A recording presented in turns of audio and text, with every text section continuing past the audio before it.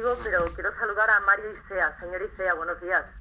Buenos días. El señor Isea es el embajador venezolano en España. El gobierno español ha emitido un comunicado en el que asegura que no va a entregar a Leopoldo López. ¿Qué le parece? Realmente yo señalaba ayer en una entrevista que el que el señor López se fuese a la embajada de España parecía una parte del guión diseñado desde Washington para generar problemas diplomáticos y presionar al gobierno español. También señalé que no quería pensar mal, pero que incluso podría estarse pensando en una instrumentalización en clave electoral interna de España, que tiene un proceso de elecciones que tiene una fase el 26 de este mes, creo, municipales, autonómicas y europeas. Ya es costumbre desde hace años atrás que se ha instrumentalizado todos estos años a Venezuela en clave interna de los problemas internos de España.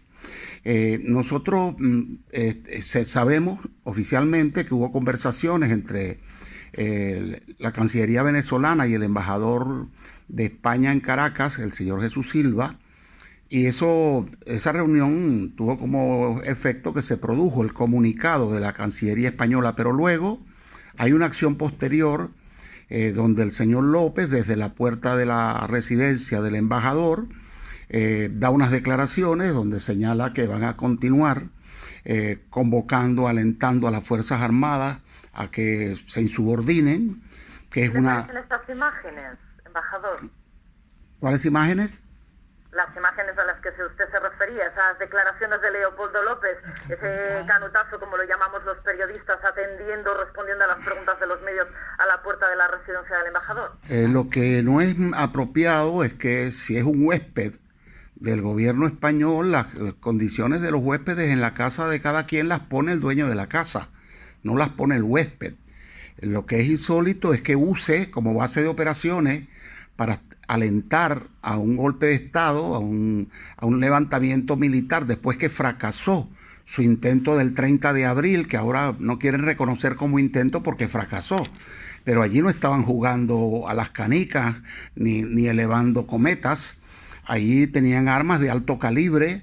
De hecho, ese mismo día hubo 8 oficiales de las Fuerzas Armadas heridos, 2 de ellos están en cuidados intensivos, y una convocatoria al pueblo, a la Fuerza Armada, a ir a La Carlota, una base militar.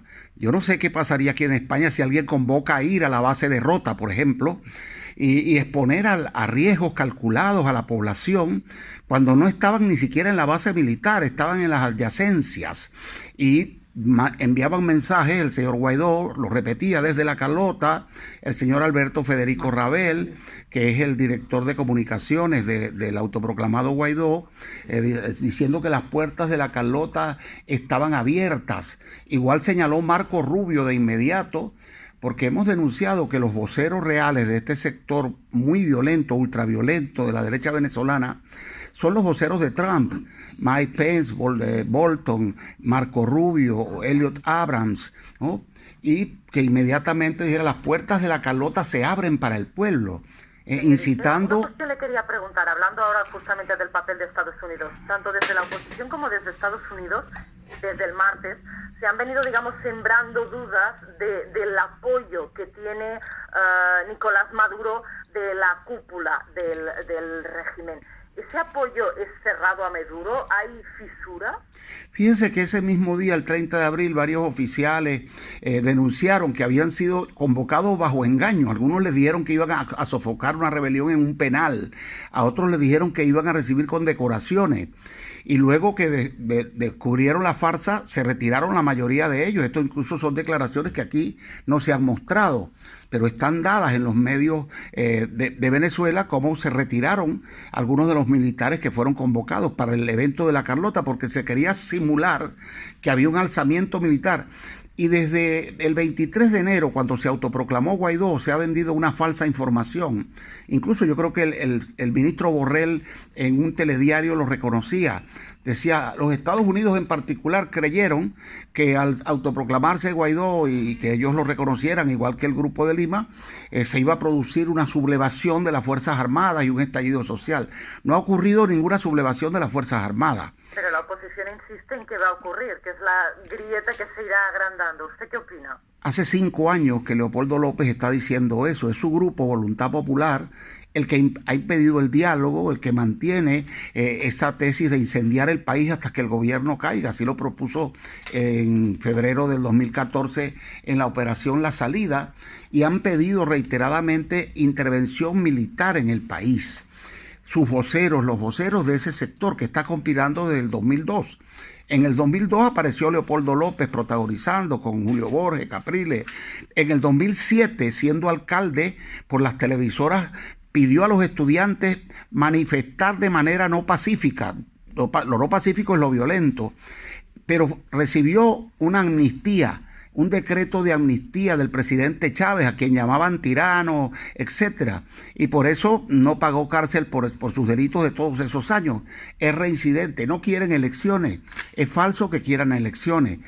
Se han negado al diálogo. Lo que quieren es un gobierno de facto para derogar la Constitución y desmontar los programas sociales que se vinieron montando desde Chávez y continúan con el presidente Maduro, entre ellos la Gran Misión Vivienda Venezuela, de la cual yo fui ejecutor como presidente del Banco Nacional de la Vivienda. Embajador, ¿usted cree que queda descartada completamente la operación militar? Porque desde la Casa Blanca insisten una y otra vez, cada vez que hay micrófonos de por medio, que está sobre la mesa.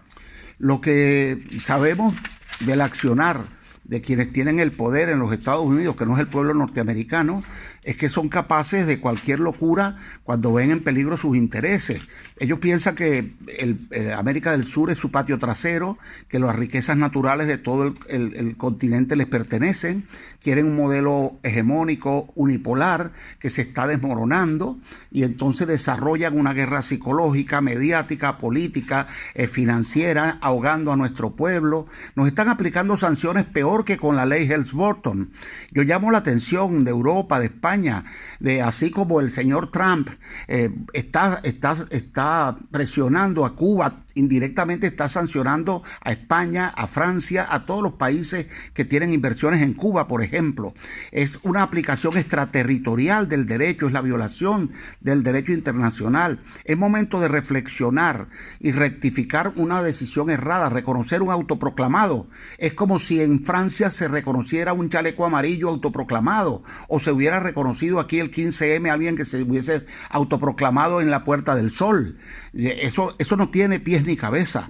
Mario Isea, embajador venezolano en España, muchísimas gracias. Nos quedamos sin tiempo, pero me temo que seguiremos hablando. Muchas gracias, que tengan buen día. Muchísimas gracias por atendernos.